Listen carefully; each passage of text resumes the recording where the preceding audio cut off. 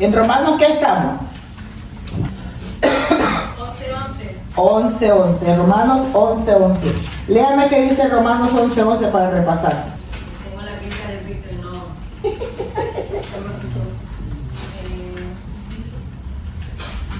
Digo pues, ha tropezado los de Israel para que cayesen. En ninguna manera, pero por su transgresión vino la salvación a los gentiles, para provocarles a celo. Entonces, ¿qué estamos viendo con referencia a eso? Gracias a eso nosotros recibimos la palabra. La palabra, ¿qué más? ¿Perdón? Tengo escrito aquí que dice duda, pecado, incredulidad. Incredulidad. Eso era lo que ellos tenían, ¿verdad? Y lo que tienen todavía. Entonces, ¿qué pasa con relación a este texto? ¿Qué estamos viendo? ¿Qué más? Que Israel son los hijos escogidos y nosotros somos la transformación. Sí. ¿Qué más? Ahora estamos bien. ¿Qué más? Lo que los judíos tenían, ¿verdad? Lo que se les había prometido a ellos, pero al rechazar al Mesías como su Salvador, entonces se nos fue pasado a nosotros la salvación y el perdón. O sea, entramos nosotros y nacemos nosotros como iglesia cuando Jesús muere en la cruz del Calvario. Somos injertados. Nosotros somos injertados en el olivo. ¿Ok?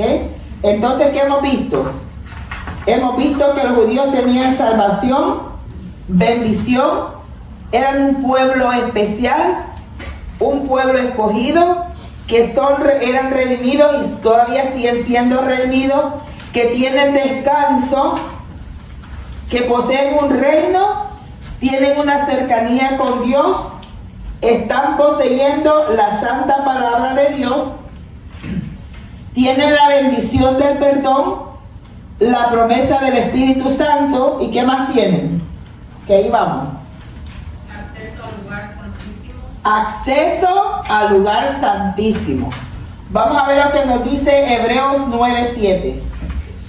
Hebreos 9:7, en nombre del Padre, del Hijo y del Espíritu Santo.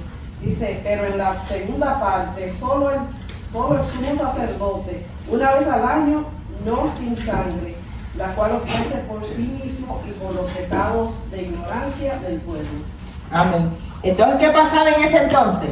Que una sola vez al año ellos podían ir a presentarse a Dios. Nosotros tenemos acceso ahora a través de Cristo, podemos entrar al lugar santísimo. Ellos.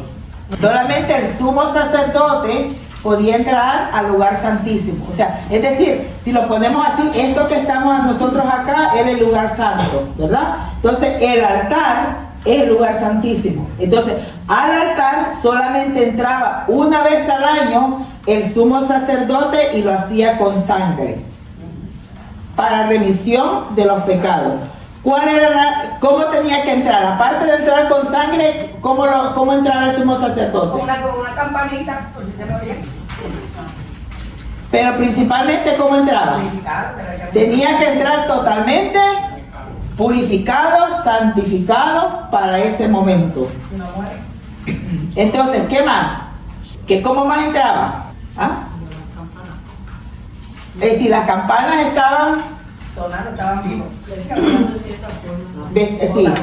con vestir, no podían entrar como así como se levantó, así se fue, no, tenía que entrar vestido con sus vestiduras sacerdotales, como el Señor había mandado que se tenía que entrar. Entonces, aparte de eso, entraba ¿con qué? ¿Con qué más? Las campanas, sí, pero ¿qué más? Eran campanas que llevaba, pero ¿qué más llevaba? Una soga, ¿verdad? Llevaba una soga atada ¿en dónde? En la cintura, ¿verdad? ¿Por qué? Porque, ¿ah? Le da risa, pero es verdad. ¿Por qué? Porque, ¿cómo se llama? Porque con el caminar las campanas sonaban. Entonces, mientras las campanas sonaban, el pueblo sabía que él estaba con vida. O sea, quiere decir que él andaba haciendo el ritual, por decirlo así, en el lugar santísimo, pero a medida iba caminando, las campanas iban sonando. Right? Entonces eso era señal para el pueblo de que el sacerdote estaba vivo. Pero a la hora en punto que pasaba un momento y dejaba de sonar las campanas, todo el mundo prácticamente, digamos, se ponía en pausa y paraba el oído. Y pasaba un tiempo y no escuchaban el sonar de la campana. Entonces, ¿qué hacían? Jalaban la cuerda, porque eso quería decir que Dios lo había fulminado en el altar. Y de pedir permiso, eso es lo que nos habla también de la reverencia que el Señor se merece. Dios es santo y nosotros tenemos que tener una reverencia especial cuando presentamos las cosas a Él. Amén. Para que las We reciban. have to follow those 161 commandments, right? No realmente, lo que pasa es que tenía que pasar, digamos, un tiempo en ayuno, por decirlo así, y en oración, purificándose para entrar al altar, al lugar santísimo. O sea que tenía que tener una reverencia y tenía que estar purificado para que el Señor pudiera aceptar el sacrificio del pueblo para el perdón de los pecados. Entonces, de igual manera, nosotros tenemos acceso, gracias al Señor, gracias a Jesús, la entrada libre hacia el Padre, ¿verdad? Pero, ¿qué quiere decir eso? Que por eso aquí se nos hace hincapié de que el altar hay que respetarlo. ¿Por qué? Porque el lugar, el altar es el lugar que representa para nosotros el lugar santísimo, porque ahí está el trono del Señor y nosotros sabemos que Dios está sentado en su trono, ¿verdad? Pero al subirnos a ese altar, tenemos que hacerlo con reverencia.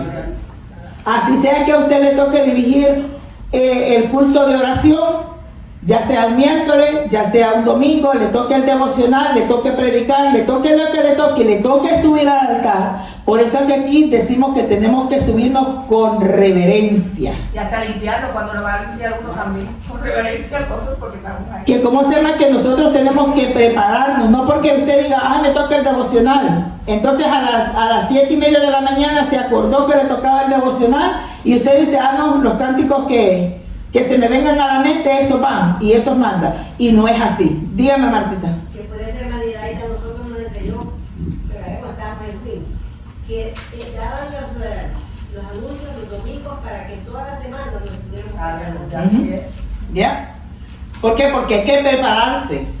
Porque nosotros tenemos que tener un respeto cuando nos subimos al altar. Porque no es a cualquier lugar que nosotros nos subimos, sino que nos subimos al lugar santísimo donde está el Señor sentado en su trono. Entonces, lo tenemos que reverenciar de la cabeza hasta los pies. Que no podemos decir, yo me la como, le digo, yo voy a hacer devocional porque yo sé esto, que sirve porque Dios da vergüenza. Dios deja en vergüenza y se ha visto muchos casos que Dios deja en vergüenza a la gente. ¿Por qué? Porque se suben, como dicen por ahí, como pavos reales.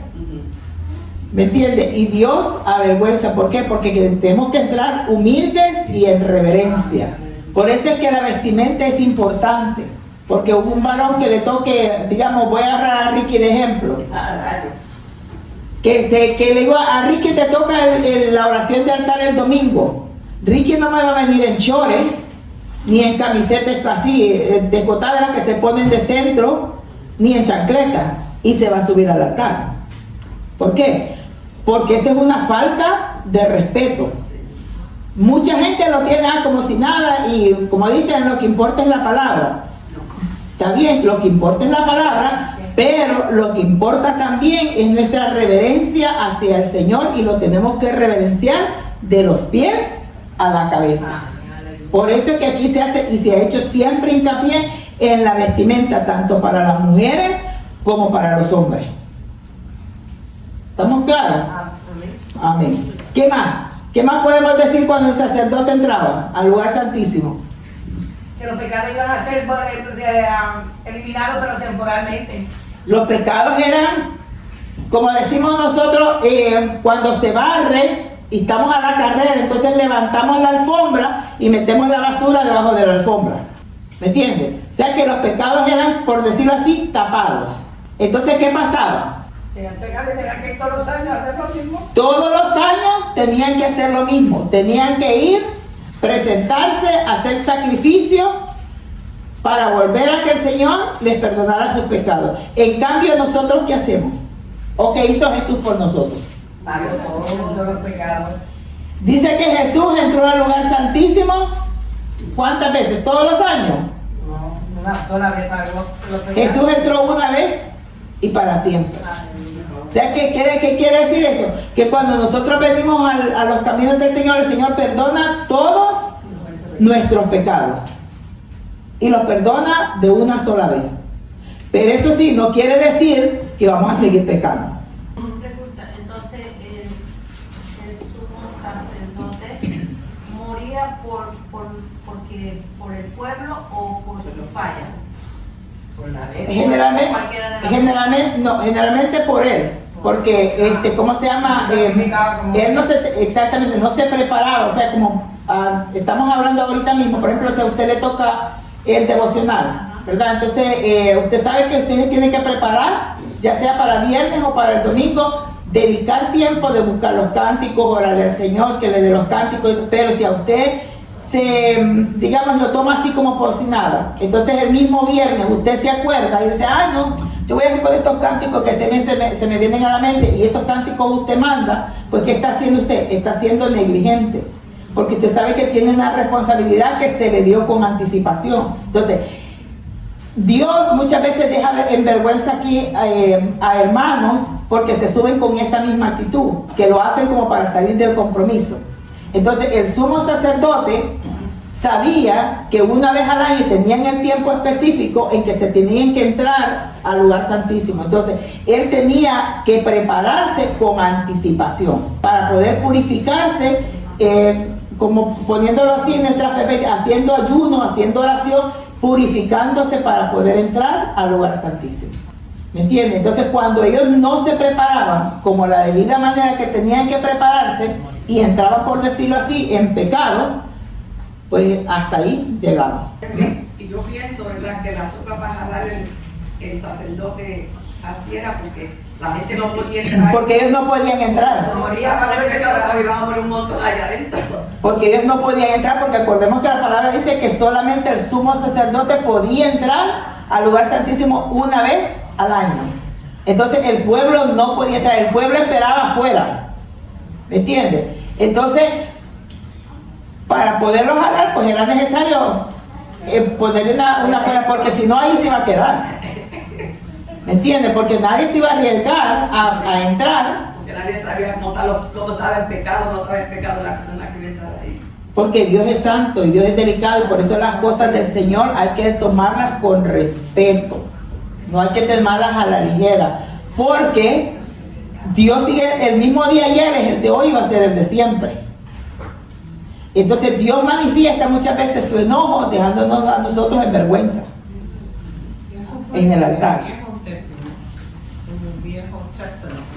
Pero hoy en día el Señor, cuando tú no te preparas como te tienes que preparar, el Señor te deja en vergüenza públicamente.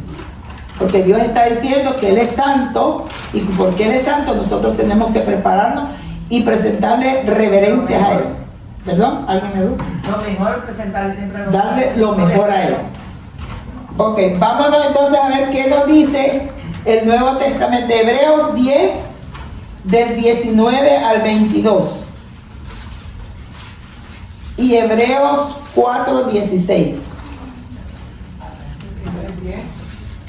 Así que, hermanos, teniendo libertad para entrar en el lugar santísimo por la sangre de Jesucristo, por el camino nuevo y vivo que Él nos abrió a través del velo, esto es su carne, aleluya, y teniendo un gran sacerdote sobre la casa de Dios, acerquémonos con corazón sincero, en plena certidumbre de fe, purificados los corazones de mala conciencia y lavados los cuerpos con agua pura.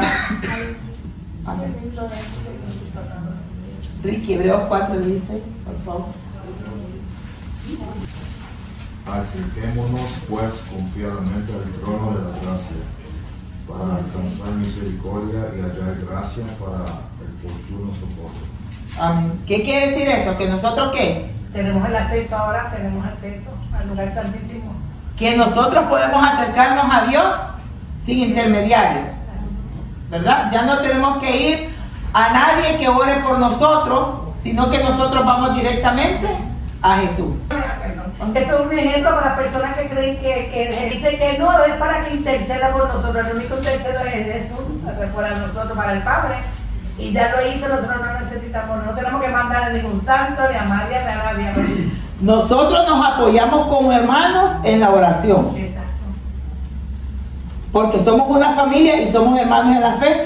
Y si, digamos, Carmen tiene una necesidad, Carmen dice, ayúdeme a orar porque estoy pasando por esta necesidad. Pero la primera que tiene que orar es ella. Y ella va directamente hacia Jesús. Y le dice, mira, o le dice, Señor Jesús, o mira Jesús, tengo esta necesidad.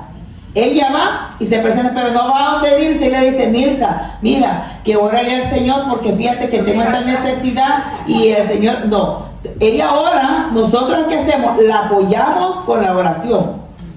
Porque para eso estamos, para apoyarnos con la oración, pero nosotros no necesitamos de ningún intermediario. El único intermediario que nos necesitamos para el Padre se llama Jesús.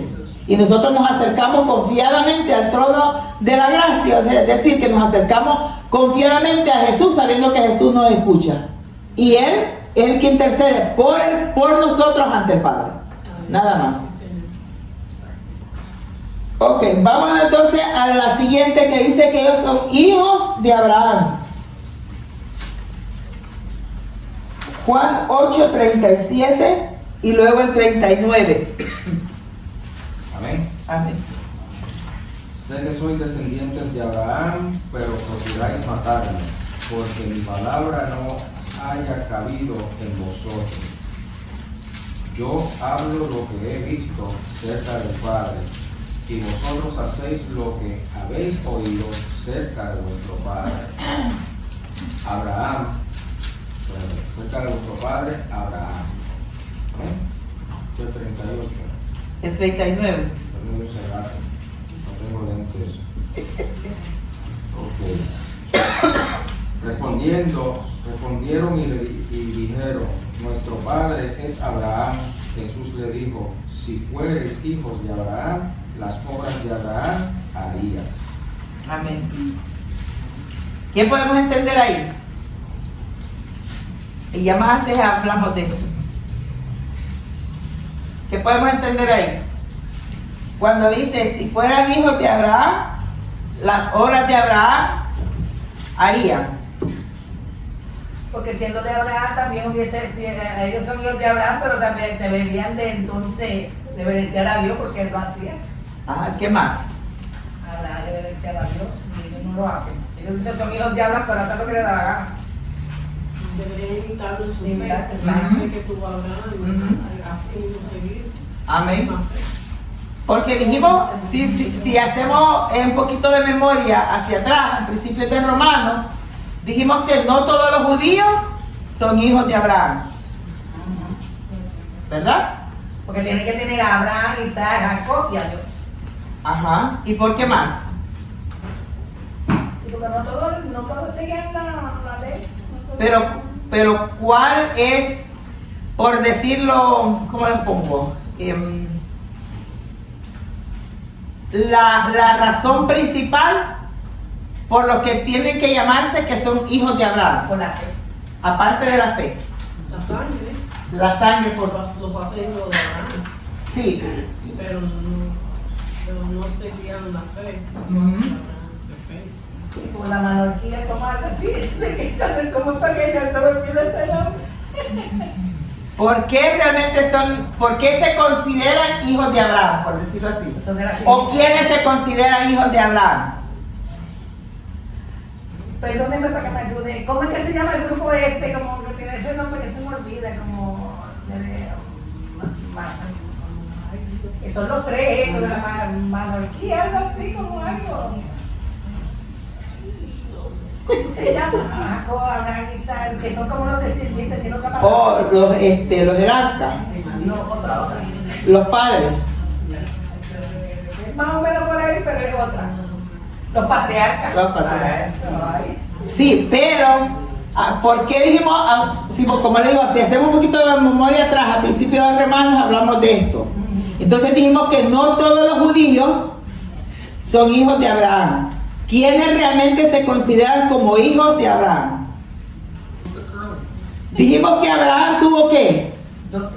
2 hijos, ¿verdad? De la promesa. ¿Verdad? Ismael, que es el de, exactamente, Ismael, que es el primogénito, ¿verdad? E Isaac. Pero, ¿qué pasó? ¿Qué había dicho Dios a Abraham? Que iba a tener un hijo. Que le iba a dar un hijo, ¿verdad? Entonces, vamos a recapitular. Entonces dijimos que Sarita, por andar de desesperada, queriéndole ayudar a Dios, le entregó a su esclava. Entonces a Adán, pues le pusieron una soga al cuello, perdón, a Abraham le pusieron una soga al cuello para que se acostara con la esclava, ¿verdad? Entonces vino Abraham, se acostó con la esclava, ¿y qué pasó? Tuvo un hijo, que es Ismael, y que según y en realidad es el primogénito, pero no era el de la promesa, porque ¿para quién era la promesa? Para Sara y para Isaac. Entonces, Isaac es el hijo de la promesa. Entonces, a partir de la descendencia de Isaac es que Dios considera los que son judíos. ¿Por qué? Porque acordémonos que Ismael es que es el de la carne.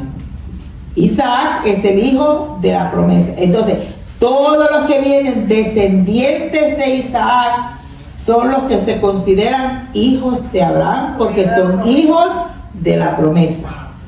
¿Okay? In all the steps, he's the son too. Y hasta hoy en día, con la experiencia y poner pega, están estas guerras, están pasando todas estas cosas. Ujú. Porque son medios hermanos, pero desde aquel entonces viven en pelea. Y por eso hemos dicho que cuando Dios tiene un plan con nosotros, quedémonos tranquilos esperando que Dios haga el plan de acuerdo a como Él quiere. No le ayudemos, porque nosotros tratando de ayudar a Dios dañamos todo. Dios no necesita de nuestra ayuda. Dios lo que necesita es que nosotros nos quedemos tranquilitos esperando hasta que Él diga ahora es. Pero vemos el conflicto que se armó por andar Sarita de cómo se llama, queriendo ayudar a Dios. Por impaciente. Entonces, los hijos de Ismael son los hijos de la carne y los hijos de Isaac son los hijos de la promesa, que son los que se consideran judíos, porque son hijos de la promesa. ¿Ok? ¿Estamos claros? Pregunta. ¿Estamos claros? Ok. Mateo 3:9. ¿Quién lo tiene? ¿Quién se lo dice? Y no penséis decir dentro de vosotros mismos: a Abraham tenemos por padre, porque yo os digo que Dios puede levantar hijos a Abraham aún de estas piedras. ¿Qué podemos entender ahí? So, ellos pensaban que Abraham era todo. O sea, lo primero, el superior y el jefe y todo. Pero que ahí está diciendo que Dios es el primero. Que en otras palabras, Él es el que manda a Abraham, y Él es el que manda y el que tiene el poder, y a Él es el que tiene que pedirle, o sea, poner la mirada en Él y no en Abraham. Ajá. ¿Qué más? Cuando le dice que esas piedras pueden levantar. Porque Él es el todopoderoso, Él lo puede hacer todo. Él fue antes que Abraham. Amén, pero ¿a qué se refiere? Pero cuando dice estas piedras, que Dios puede tocar hasta los corazones más duros. Y todo aquel que tenga fe en Jesucristo pasa a ser hijo de Abraham por la fe en Jesucristo. Porque como hemos leído anteriormente y hemos visto también en Romanos, que dice que por la fe, Abraham, ¿qué fue? Padre de la fe. Pero aparte de eso, Amigo de Dios. aparte de eso,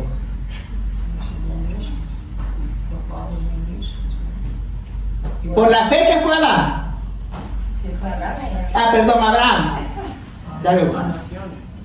Por su fe. El padre de todas las naciones. Sí. De la promesa. No. Por su fe, Abraham fue justificado. Entonces nosotros, por la fe en Jesucristo, somos justificados.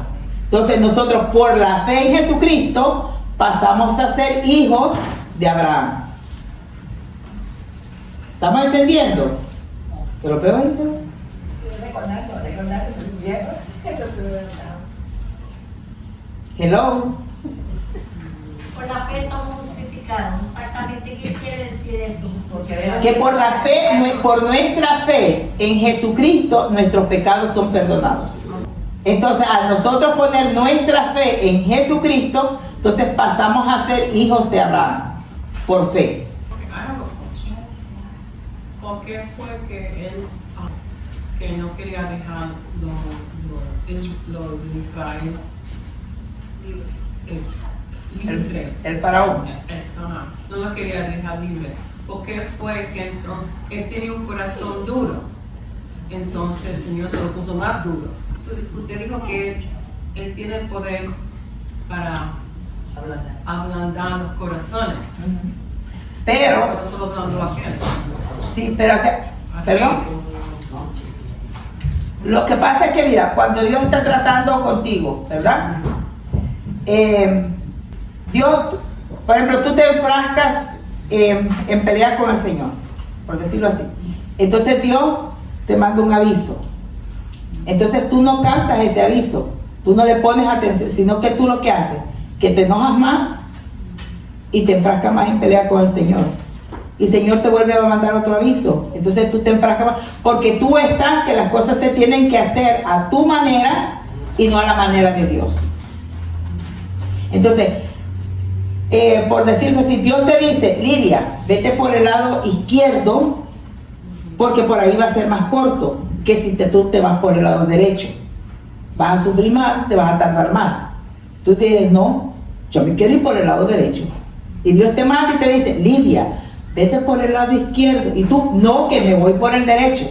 Entonces ahí tú te pones en una pelea con el Señor. Entonces llega un momento en que Dios te endurece más para que tú, cuando te vayas por el camino derecho, te vayas a dar el cocotazo que te ibas a dar.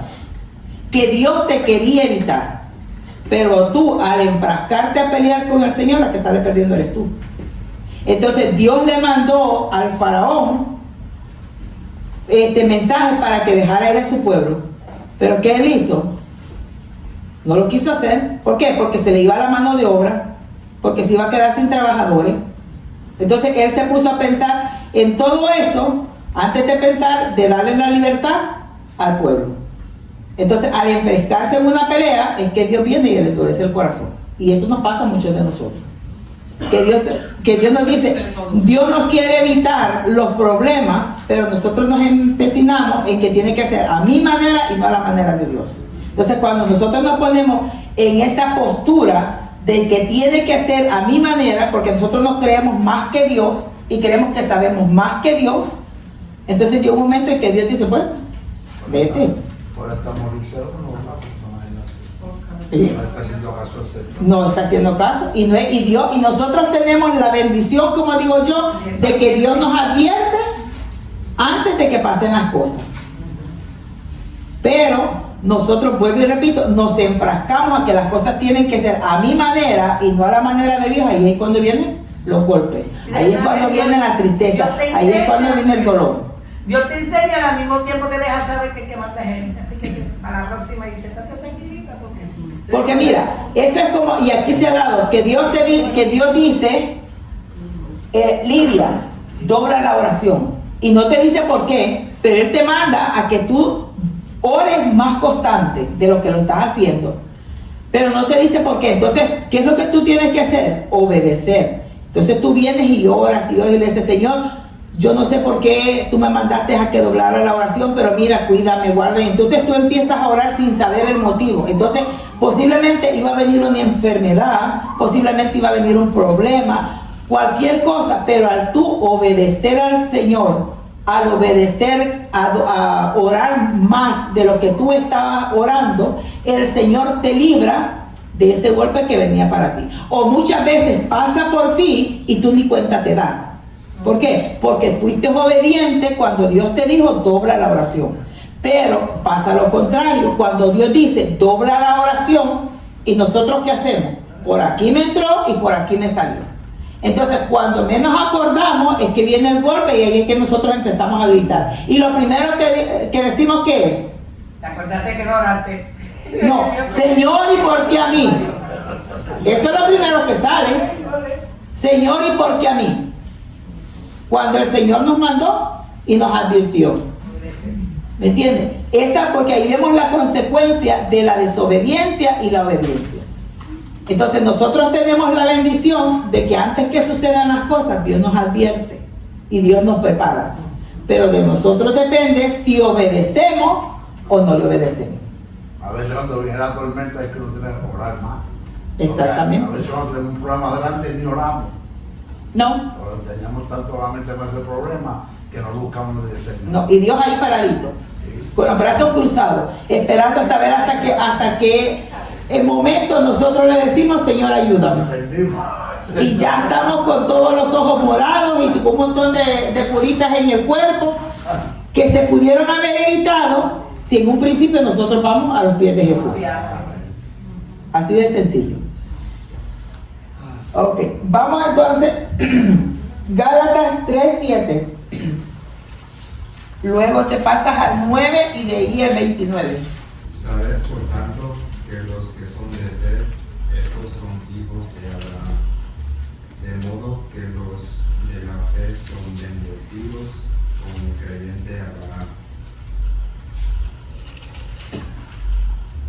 Y si vosotros sois de Cristo, ciertamente linaje de Abraham sois y herederos según la promesa. Amén. Ahí está clarito. Todos los que somos hijos de Jesús y somos justificados a través de la sangre de Jesús, pasamos a ser hijos de Abraham por la fe, porque Abraham fue justificado por su fe. Romanos 4:11.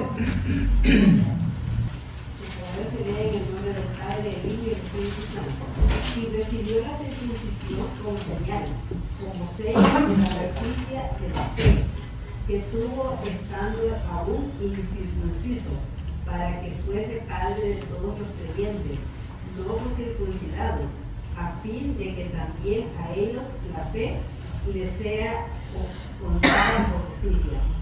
Amén. ¿Qué podemos entender ya para cerrar este capítulo? Entonces, ¿qué quiere decir eso para cerrar? Que nosotros venimos a reemplazar a Israel, porque somos hijos de Abraham. ¿Ah? Nunca vamos a reemplazar a Israel porque ese es el pueblo escogido por Dios.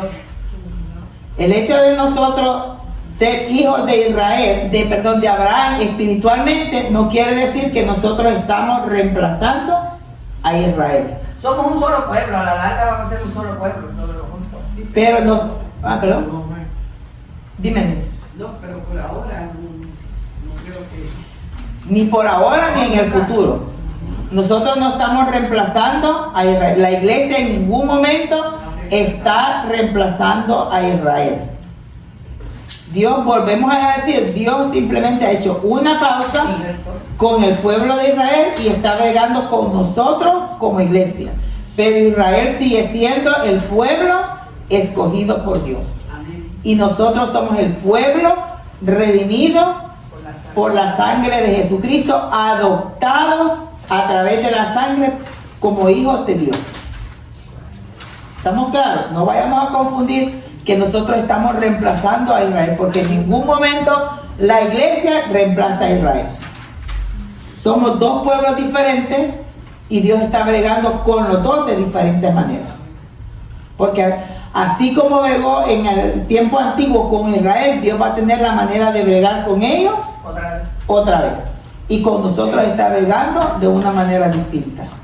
Pero que a la larga, al final de los tiempos, pues íbamos a ser un solo pueblo, dirigidos por nuestro Señor Jesucristo.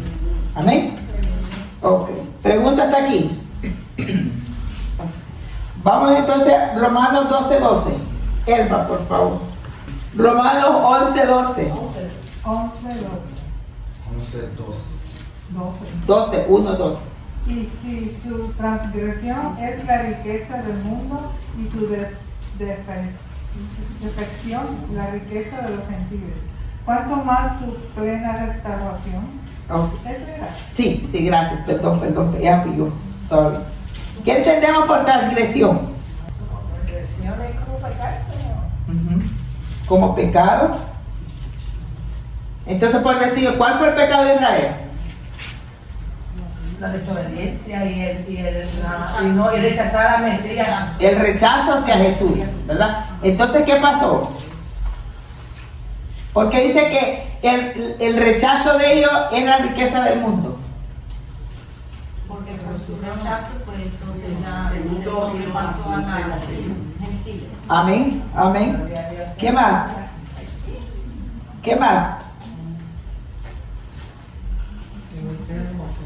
Todo Israel está incluido en lo mismo. Todo Israel está incrédulo. No, ¿verdad? ¿Qué pasa? Uno ha creído en Jesús. Que a medida ha ido pasando el tiempo, muchos judíos están viniendo al conocimiento del Señor. Y poco a poco se van a ir agregando. ¿Qué más? Vamos a ver qué nos dice Marcos 16:15. Y les digo, ir por todo el mundo y predicar el evangelio a toda criatura. Amén. Entonces, por la transgresión de Israel, ¿qué pasó?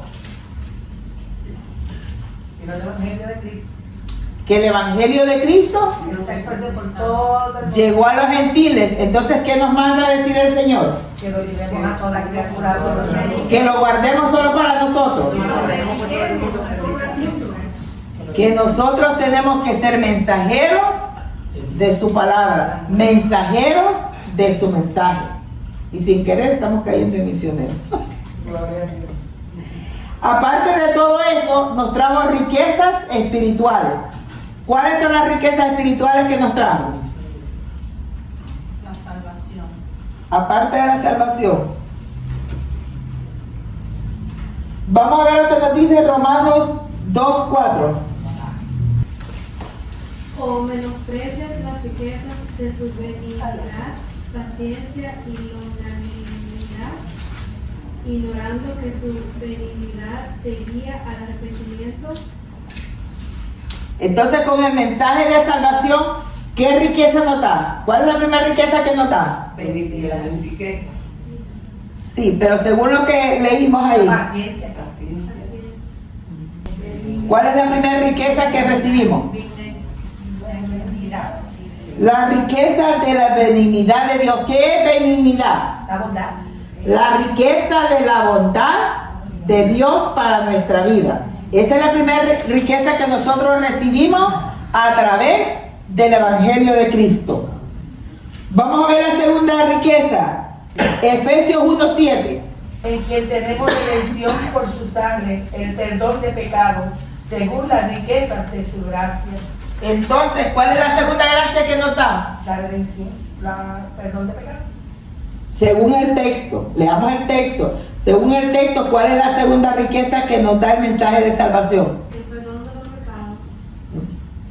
Según el texto. Redención por su sangre. La riqueza de su gracia. La riqueza de su gracia. La primera riqueza es la riqueza de la bondad de Dios. La segunda riqueza es la riqueza de su gracia. Vamos a ver la tercera riqueza. Segunda de Corintios 8:9.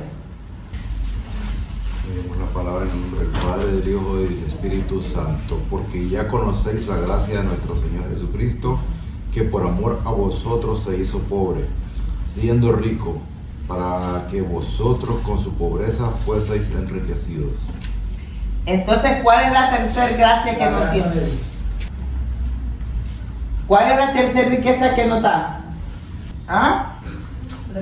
Dice, porque ya conocéis la gracia de nuestro Señor Jesucristo, que por amor a nosotros se hizo pobre, siendo rico para que vosotros con su pobreza fueseis enriquecidos. ¿Cuál es la riqueza que no está entonces? Dice la tercera, el Evangelio, que dice que con su pobreza nosotros somos enriquecidos, ¿verdad? Entonces nosotros somos enriquecidos con todas las bendiciones que el Señor nos da. No quiere decir que somos enriquecidos monetariamente, que este versículo lo transversa. Que cuando dice que Dios hizo pobre para que nosotros fuéramos ricos, se está refiriendo a la riqueza monetaria. No, Dios se hizo pobre para bendecirnos a nosotros con todas las bendiciones del cielo. ¿Ok? La bondad de Dios, la gracia de Dios, el perdón, la salvación, la vida eterna. Todo eso viene en la riqueza que Dios nos da cuando nosotros lo aceptamos como nuestro Salvador. Porque todas esas riquezas Él las entregó cuando Él murió en la cruz del Calvario. Y están disponibles para todo aquel que lo quiera aceptar. Todo lo que es espiritual. Todas las riquezas espirituales. Aquí se refiere a riquezas espirituales, no materiales, como muchos lo sacan de contexto. Pero ahí entra el Espíritu Santo. Amén. Todo lo que tenga riqueza espiritual. Eso es lo que Dios le está entregando a usted. Porque Dios dice que Él nos va a dar y nos va a suplir conforme a sus riquezas en gloria. ¿Qué quiere decir eso? Que Dios le va a dar a usted de acuerdo a nuestras necesidades. No es que Dios lo quiera a usted pobre.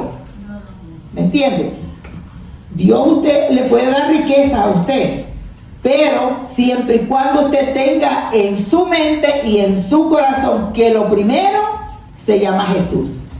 Pero cuando empezamos a poner el dinero primero que Dios, ahí es cuando se daña la cosa. ¿Por qué? Porque entonces ya quitamos a Jesús del trono en el que está y ponemos al dinero en el trono. Entonces ya nuestro Dios ya no es Jesús, sino que es el dinero. Porque todo lo vemos con signo de dólares. Él no nos va a dar nada para dañarlo.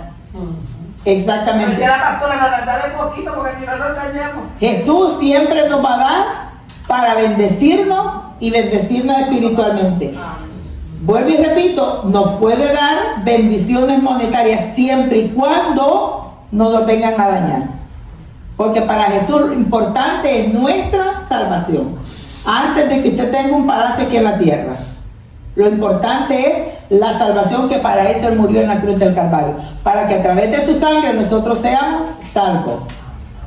Pero vuelvo y repito, no quiere decir que usted no prospere económicamente. No estoy diciendo eso. Ni tampoco que ahorre, ni tampoco que trabaje y se siente a esperar a que Dios le va a mandar el dinero. No. Que lo importante en nuestra vida siempre tiene que ser el Señor Jesús lo primero. Lo demás Él lo da por añadidura. Si a Él le place darle, mire, 15 carros último modelo, amén, gloria a Dios, pero usted tiene que tener presente que lo primero en su vida se llama Jesús. ¿Ok? Saber que Él nos bendice para nosotros bendecir a otros. Sí, porque muchas veces Dios nos bendice, entonces agarramos la mano así. No bendecimos a nadie. Y entonces cuando ponemos la mano así, nosotros mismos entonces tenemos la bendición del Señor. Porque la mano del Señor está así, extendida en bendiciones para nosotros. Pero la de nosotros también tiene que estar así para que la bendición siga corriendo. Pero ahora el punto es que usted cierre la mano así, sabiendo que puede bendecir a una vida, pues hasta ahí llega su bendición. ¿Por qué? Porque Dios bendice para que nosotros podamos continuar dándole la bendición a aquel que la necesita. Como hemos dicho aquí, muchos ejemplos. No es que usted va a ver un hermano o una vida que esté en necesidad y usted tiene un pedazo de pan y le va a decir, ay, voy a orar para que el Señor te provea un pedazo de pan. Si usted lo tiene en la mano, mire, compártalo. Comparta la bendición que Dios le da. Amén. Ok, vamos a dejarlo hasta ahí. Pregunta hasta aquí. ¿No? La riqueza de la bondad de Dios. La 2 es la riqueza de su gracia. La tercera es la riqueza que a través de su pobreza nosotros somos enriquecidos con toda bendición espiritual. Solo bendición. Bendiciones espirituales. Amén. Oh. Bueno, nos despedimos entonces, dándole gracias al Señor. Venga, antes que recordándoles que mañana hay ensayo, el domingo nos vemos acá. Amén, para adorar y bendecir el nombre de nuestro Señor. Oremos, hermano. Amantísimo Padre Celestial, Señor, amado, te adoramos, Señor. Te bendecimos y glorificamos tu nombre, Señor.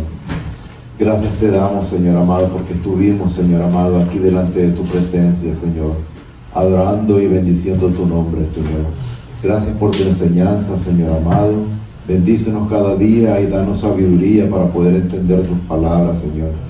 En estos momentos nos dirigimos hacia nuestros hogares, Padre. Limpia el camino, Señor amado.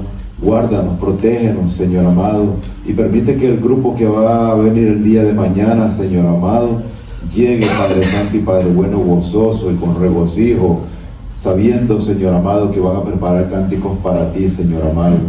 Gracias te damos por el servicio del domingo, Señor. Permite que el camino se abra para que podamos llegar todos alegres, contentos, Señor amado, a tener un encuentro contigo, Señor amado. Gracias te damos, Señor, en el nombre de tu Hijo amado Jesucristo. Amén. Y el pueblo de Dios dice, amén. Saludémonos unos a los otros.